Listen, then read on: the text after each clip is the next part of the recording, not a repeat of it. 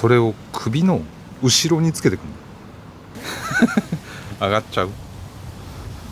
し、センターね、よーいスタート。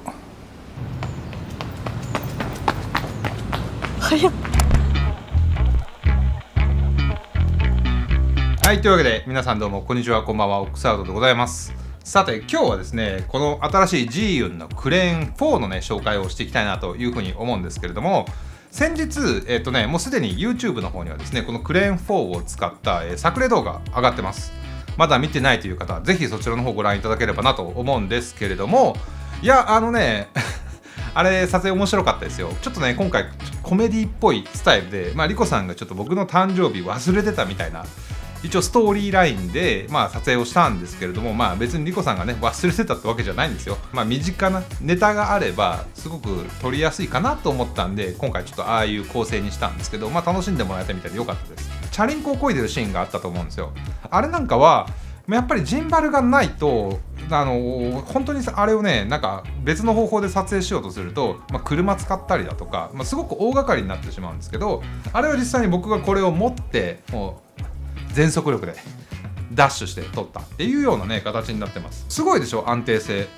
でこのクレーン4は今ここに載ってるのはソニーの α7、 これは R5 か R5 と 24mm の F1.4 が載ってて、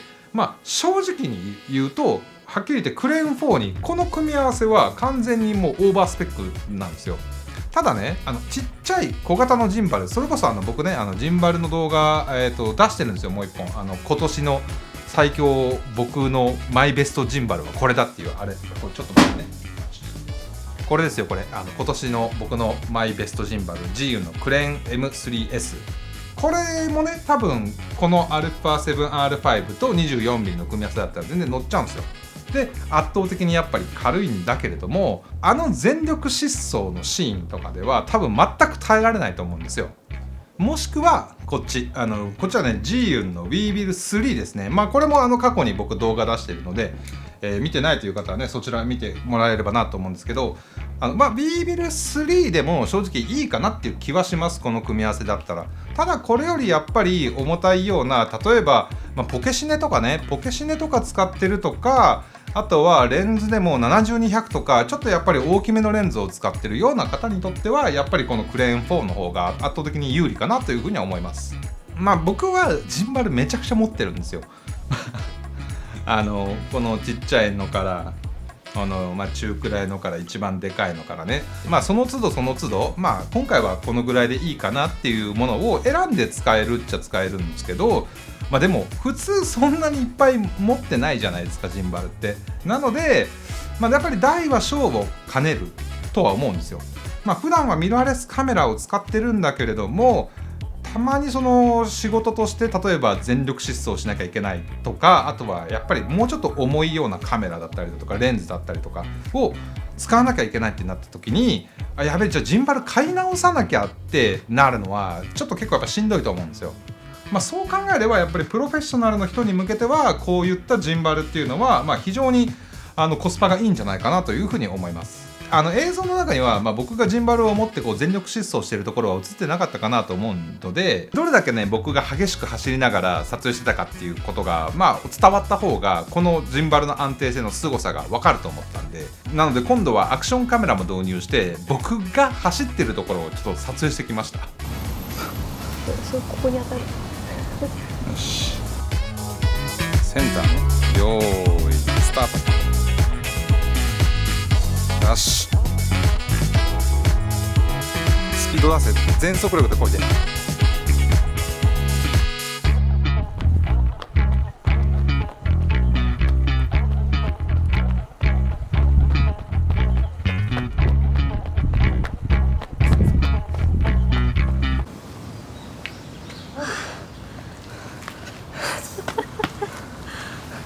お疲れ様。い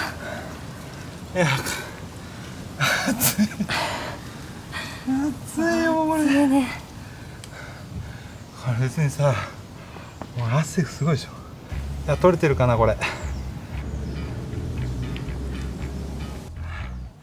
伝わるだろでもあれだね、なんかアクションカメラだからさ、うん、どんだけ激しく動いてるかがさ、これも安定しちゃうじゃん。うんうん。だから伝わるかどうか。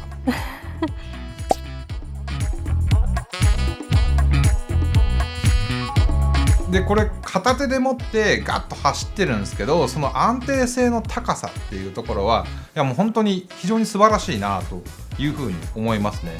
で G4 のやっぱりね一番の強みっていうのはその操作性の高さと安定性だと思うんですよ。やっぱりこうなんかちょっとパンを振ってみるだ FPV モードにしてみるだとかそのただ単にこうまっすぐ持ってまっすぐ歩くだけじゃないそのカメラワークをしようと思った時に僕はこれはねそのなんて言うんだろうこうすごい思い通りにコントロールしやすいっていうのが本当に使って思ったところですね。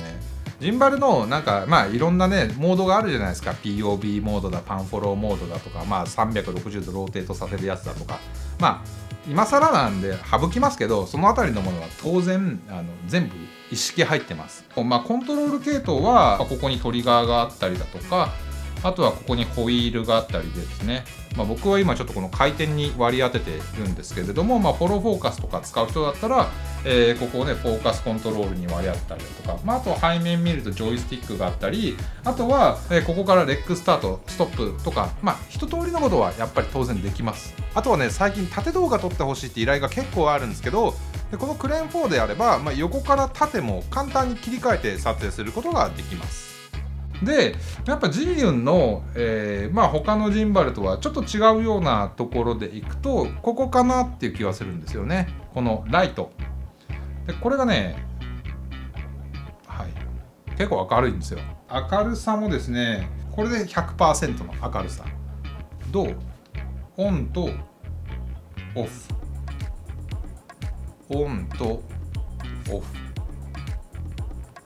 なんでこれはねすごい使い勝手がねいいと思います。ウェディングとかで映像を撮ってる方にとっては室内とかで結構暗かったりもして、なおかつやっぱ式場とか狭いので、カメラマンとそのライトを持ってる人がこ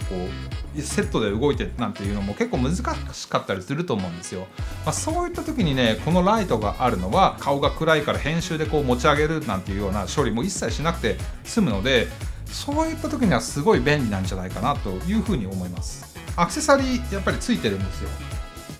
でこれはなんとかコンボとかなんちゃらパックとかによってついてくるかついてこないかっていうの変わると思うんですけど、ジーユンはですねこれじゃなくて1個前の WeBill 3から、こういったアームレストだったりだとか、あとはハンドルみたいなものがついてきます。まずねこのハンドルは結構活躍する場がありますね。やっぱりローアングルで撮影する時なんかはこれでこういう風にこうジンバルを支えて撮影するなんて言った時にはすごくやりやすいですし、あとはやっぱこのクレーン4自体がね重いカメラを支えるっていう風にできているので、これをねこういう感じに分かります？取り付けて要は両手でコントロールするなんていう風にも使えるんですよこれ。でアームレストもここに取り付けることによってジンバルをこう下にこう下げた時になんかここにね負担が軽減できるっていうものなんですけど、でこれが活躍するのがその1日の撮影の中でどれだけあるかっていうことだと思うんですよ。例えばこうやって普通に持ってる時は別にこれがついてようがついてなかろうがあんまり関係ないんで、それだったらちょっとね重さも増しちゃうし、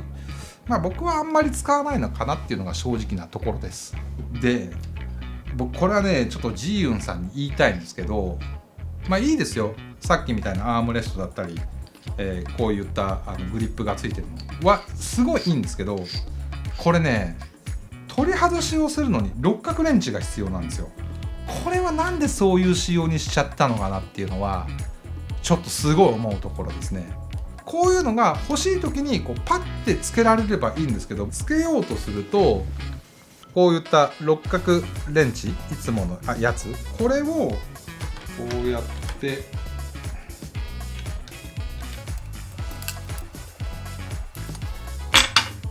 こうやんないと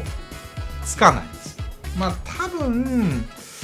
安全性を考慮したんだろうなっていう気はするんですよ。やっぱりこう、ミラーレスカメラだって相当高価ですけど、これシネマカメラ乗ってて、でこのグリップがポロンなんて外れちゃったらえらいことじゃないですか。だからこうなってるんだろうなっていう風なのは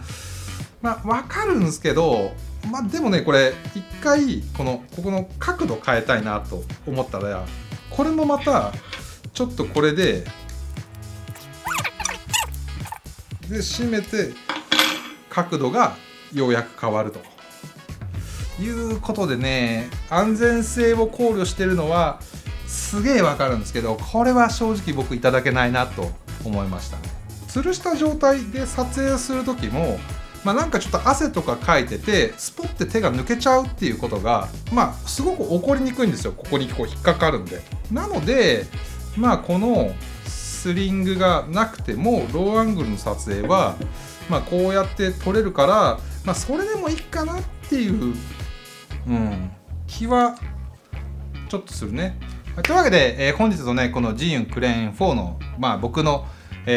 使ってみた感想は以上となります。とにかく僕と同じような規模感で、正直1人2人とかでいつも撮影してて、かつお仕事でやってるよなんていう方にとってはこのクレーン4ぐらいのやっぱりサイズ感のジンバルを一つ持ってれば、どんな場面にでも、どんなカメラにでも対応できるので、